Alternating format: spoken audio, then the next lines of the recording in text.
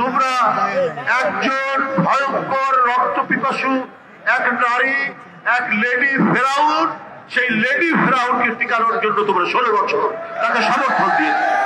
ওরা চট্টগ্রাম দাবি করলে আমরা আমাদের যে নবাবের জায়গা ছিল বাংলা, বিহার, উড়িষ্যা আমরা দাবি করতে পারি না? তো আপনার চট্টগ্রাম দখল করতে আসেন, আমরা কি আমলকি খাবো নাকি চালে? আমরা চানাচুর খাবো? জয় বাংলা বললে তো আমাকে মমতার জয় মনে হবে, বাংলাদেশের তো জয় না। আমরা রক্ত দিয়ে যে স্বাধীনতা কিনেছি ওই স্বাধীনতা আবার বিক্রি করে দেব? আমরা দিল্লির কাছ থেকে স্বাধীনতা ছিনিয়ে এনেছি, এটা দিল্লির কাছে আমরা আত্মসমর্পণ করবো? এই রক্ত আমাদের মধ্যে নেই।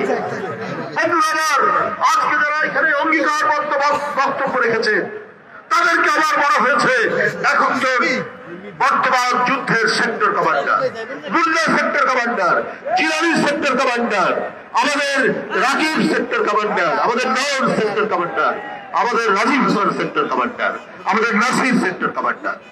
এই সেক্টর কমান্ডারদের নেতৃত্বে আপনারা এগিয়ে যাচ্ছেন সীমান্তের দিকে। তাদের বক্তব্যের মধ্যে দিয়ে আবার বড় হয়েছে সেই বিখ্যাত মার্কিন যুক্তরাষ্ট্রের স্বাধীনতার ঘোষণা। তারা যে অঙ্গীকার করেছে আবার মনে হয়েছে সেই বিখ্যাত আর্টিকেল অফ ইন্ডিপেন্ডেন্স। ওদের বক্তব্যের মধ্যে সেই স্বাধীনতার যে অনুচ্ছেদ, সেই অনুচ্ছেদের অঙ্গীকারগুলো রয়েছে তাদের এই বক্তব্যের মধ্যে। সুতরাং আজকে দিল্লির যারা সাম্প্রদায়িক শাসক গোষ্ঠী, তারা জেনে রেখো, তোমরা একজন ভয়ঙ্কর রক্ত পিপাসু এক নারী, এক লেডি ফেরাউন, সেই লেডি ফেরাউনকে টিকানোর জন্য তোমরা 16 বছর তাকে সমর্থন দিয়েছে। আজকে ভারতের শাসক গোষ্ঠী গোটা পৃথিবীর গণতান্ত্রিক দেশগুলোর কাছে তারা সমালোচিত, অথচ ভারত গণতান্ত্রিক দেশ, অথচ তাদের ওরা নিজেরা গণতান্ত্রিক দেশ, কিন্তু ওরা চায় না বাংলাদেশ তারা এখানকার জনগণের কথাই চলুক।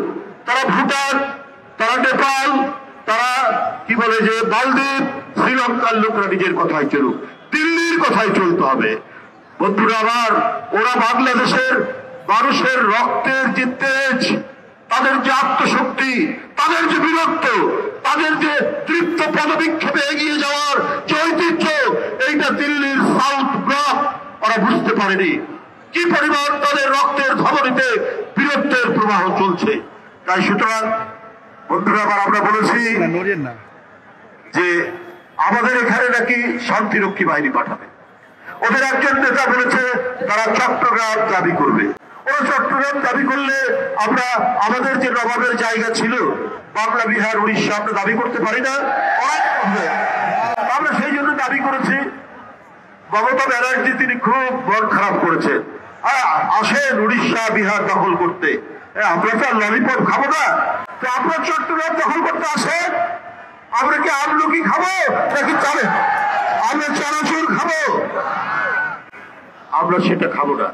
আমরাও আমাদের শক্তি, আমাদের দেশ, আমরা আমার দেশকে রক্ষা করবো। বন্ধুরা আমার, এক মিনিট, আমি লাস্ট একটি কথা বলছি।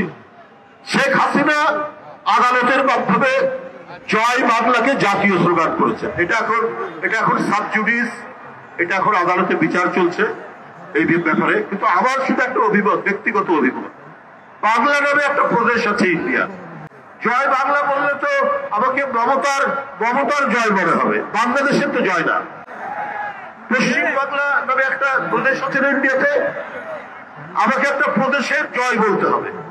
আর বাংলাদেশ জিন্দাবাদ, আমার মানচিত্র, আমার আম গাছ, আমার কাঁঠাল গাছ, আমার শীতলক্ষা, আমার ধলেশ্বরী, আমার পদ্মবিগ্রে যমুনা, আমার বেল, শ্যামা, কোকিলের যে বাংলাদেশ, সেই বাংলাদেশ আমরা মানচিত্র সহ আমরা সেটি দেখতে পাবো।